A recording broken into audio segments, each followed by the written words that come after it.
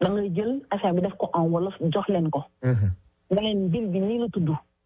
bill bi numéro bii la soo wootee da ngay joxe sa tur su la neexee sax nga wax ci wolof wala nga wax ci français mais tuddal tur bill bi rek da nga ne bill 4325. donc bëgg nga voté non wala nga voté oui. soo waxee sa mbokk duñu ko def soo leen waxee ñu ne yii loolu wóoru tey gi dafa am kayit li dafay dugal. c'est grave te yéen yow mii di wax loolu yow da ngaa soxla driver license. c'est ça. sa mbokk bi nga xam ne am na kayit ak yow nekk ci dëkk bi dama moo lay déposé tous les jours di ci sonn soxla na yow nga am permis de conduire. quand même. et pourtant doo leen jël seen téléphone ngeen woote. te pourtant loolu seen droit la vous avez le droit woo seen député ne leen ok lii lañ bëgg nga defal donc bill bi bëggoon nañ ko daal 2 fois il est pas passé 2 fois. La dernière fois bi ñu ko wàccee il y a pas longtemps mais on a du mal à faire que suñu communauté acte de citoyenneté yu gën a simple yooyu ñu def ko. donc te loolu foofu la ñu war a commencer. am passeport c'est pas juste pour dire am naa passeport bu bleu mën naa voyager dugg avion wàcc ki demande ma visa da nga am un devoir citoyen. waaw. parce que ni nga def ba am passeport boobu te devoir citoyen mooy nga registré dem vote ji comme ça sa mbokk bi dëkk ak yow mën nga am ay droit ak seen droit yi nga xam ne moom nga am loolu mooy suñu devoir soo ubbee bunt bi yàlla ci da nga ko bëgg a téye pour que nit ñi ñëw sa ginnaaw mën a jaar ci même bunt bi mais doo ko tëj mais ci foofu docteur ci foofu docteur bu ñu fekkee élection yi passé d'ailleurs la défaite de Kamala vraiment ñu ci bëri ça a été un choc parce que du lu sondage yi du lu prévision yi waxoon ñu gis ni ba élection passé Trump ak Kamala ak dañ doon chevauchante entre 32-33% ou 30-31% ku ci nekk mais ñu seet ni beneen frange bi 35% des Américains ont choisi de ne pas voter ça veut dire que tey ñi nga xam ne yor nañu am nañu possibilité voter yëpp bu ñu voté woon tey Trump du nekk président donc bu ñu chef communauté sénégalaise au-delà sénégalaise communauté west-africaine sénégalais guinéen malien ivoirien tchadien et cetera dem nañ voté ji communauté maghrébine dem voté ji les asiatiques dem voté ji bu ñu demoon voté ji tey Trump du nekk président loolu yéen ban liggéey ngeen di def pour conscientiser citoyens yi ak élage yi aussi nga am rôle boo xam ne en tant que communicant citoyens yi nañu ñu ngi def li ñu mën.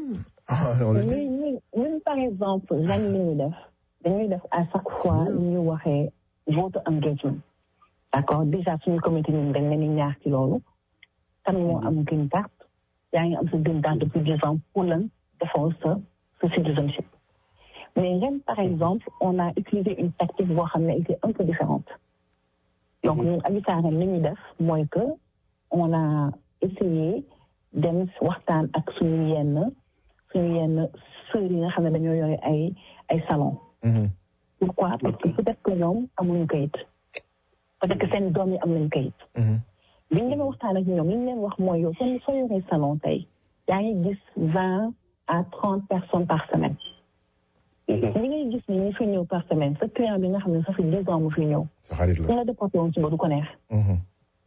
donc quand on a commencé à discuter ak ñi nga xam ne ñoo yore salon yi. very good. ñu mel leen fit comme ça nit ñi di ñëw di lettu si. ñu mën a waxtaan ak ñooñu. parce que on se rend compte que yow mi nga xam ne tu vois 20 personnes par semaine am na kàddu. sa client bi fi ñëw soo leen di waxtaan nga dugg ci politique.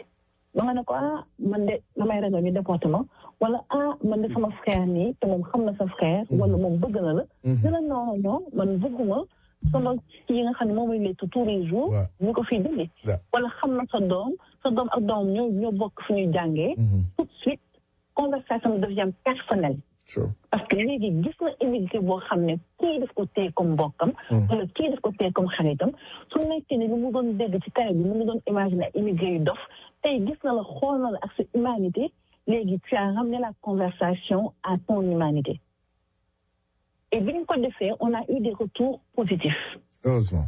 parce que certaines des femmes nous ont dit attention suñu clients yi di waxtaan bi di wax dëgg yàlla change na lu bëri ci seen comportement am na si ñoo xam ne dañoo ne carrément nangu ñu woon voté mais waxtaan bi ñu am moo tax dinañ dem voté ji parce que léegi ñoom ñu gis nañu nit boo xam ne lii mën na ko affecté. c'est ça.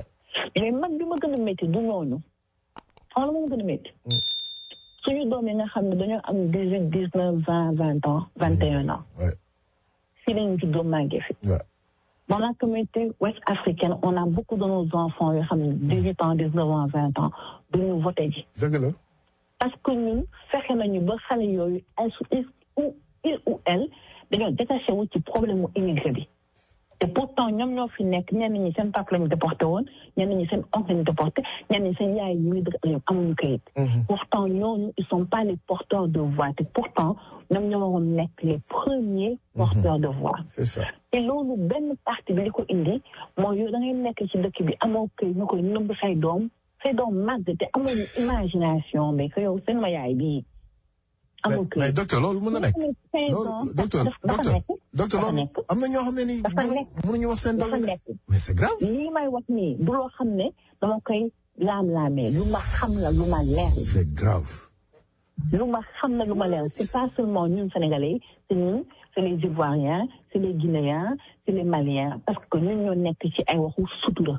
waaw des fois xale dañuy dem ba am 16 ans ñuy door a comprendre que seen papa wala seen yaay amul kayit te naka lañ koy comprendre dañuy xool ni ngay dundee jékki-jékki léegi xippi nañu gis nañu ne am na lu bëri yoo xam ne yow sa yaay du ko def.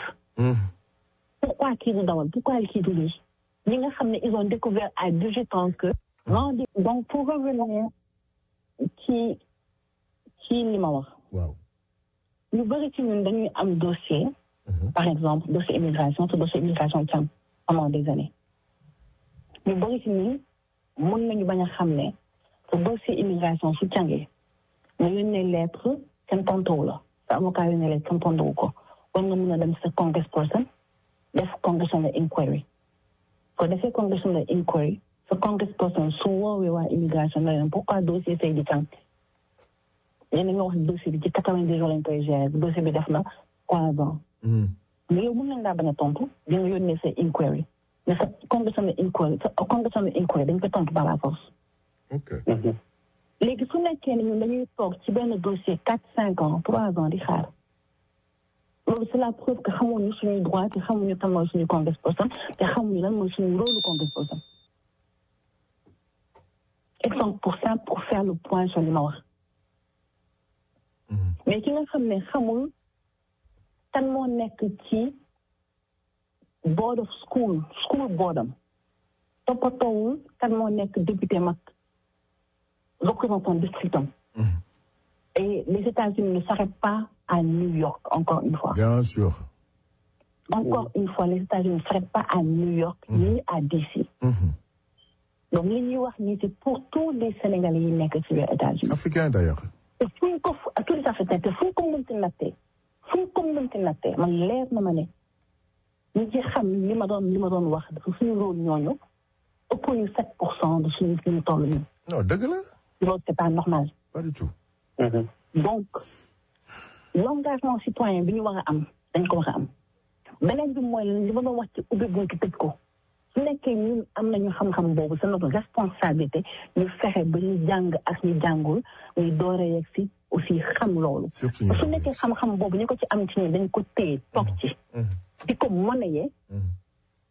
te partagé wuñ ko ak ñeneen ñi nga xam ne dañ ko soxla. pour mun ci am accès pour mën a naat. donc ñun li ñuy def amul sens. effectivement. donc dañoo war a mën a engagé wu ci li nga xam ne dafa am sens.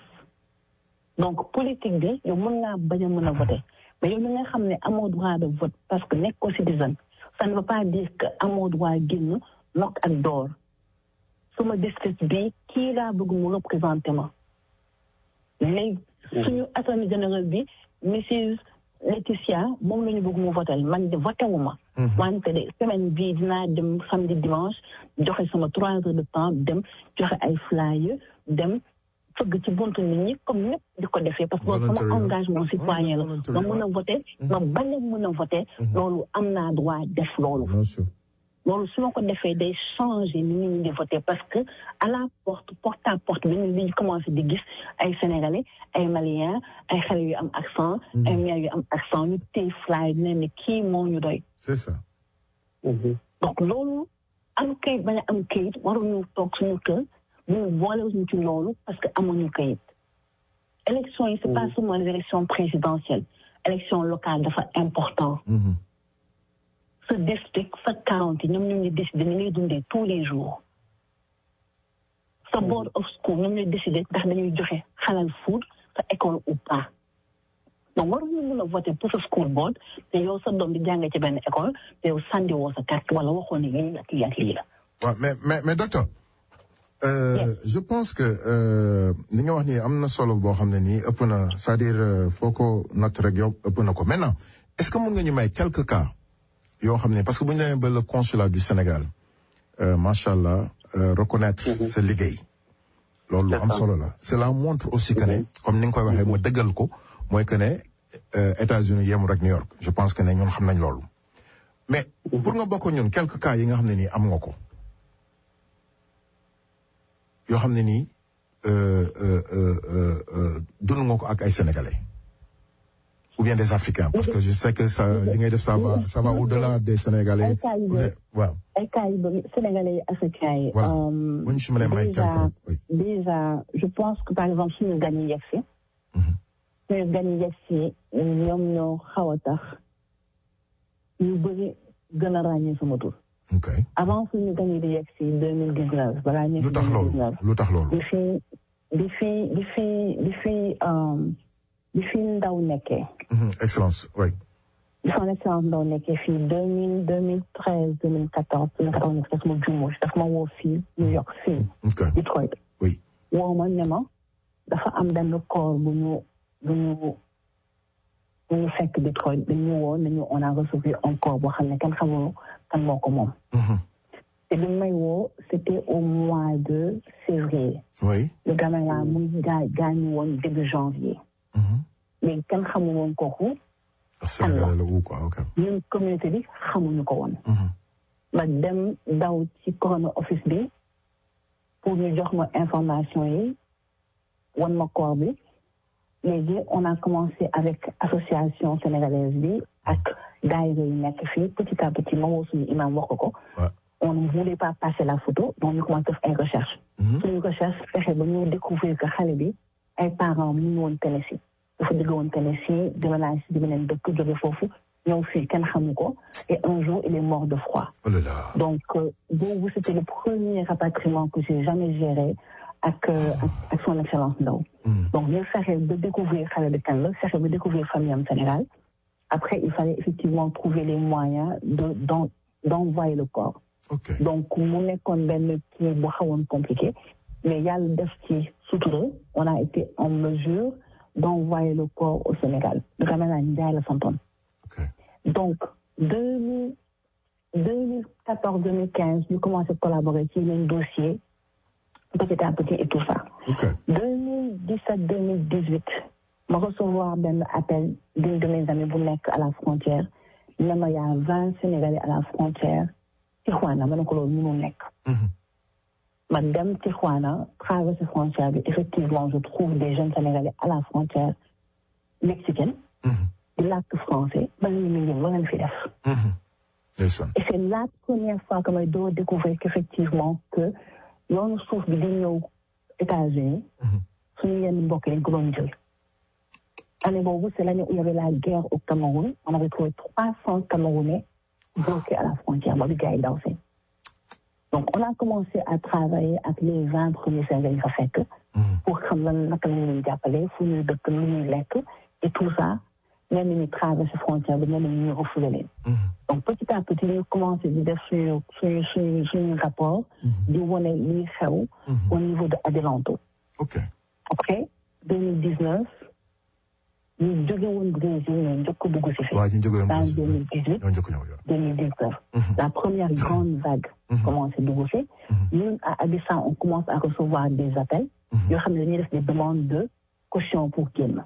ok donc 2019-2020 ba 2021 Abissa a fait 283 cautions yoo xam ne ñun ñoo ko fay. docteur yéen Abissa non-profit la si je comprends bien. non-profit la ñu. ok good ok. donc loolu wax di commencé ba bëri. donc ñu commencé di jàppale ñi nga xam ne ñoo ngi traversé frontière bi. pendant le Covid. oui. Abissa a fait une aide fille au niveau du Michigan et des États-Unis parce que dañoo defoon benn demande de soutien monétaire. moo bi président bi waxee woon ne dina jox lépp xaalis bi nga xam ne amuñu kayit. donc fii ñun au niveau du Michigan ñu demandé waa Open Society ñu jàppale université yi nga xam ne amuñu kayit. ñu jox ñu li ñuy wax un DocuFund. Un DocuFund bi c'était un fonds de $750,000. donc ñun ak latino yi ñun ñoo ko partagé woon fii. ak arabe yi. donc toutes les organisations yi boole woon ci coalition bi ñu demandé woon loolu. on avait accès à ce fonds-là. ñun au niveau de Abissa on a distribué $194,000 dans la communauté pas seulement sénégalaise. Bien sûr.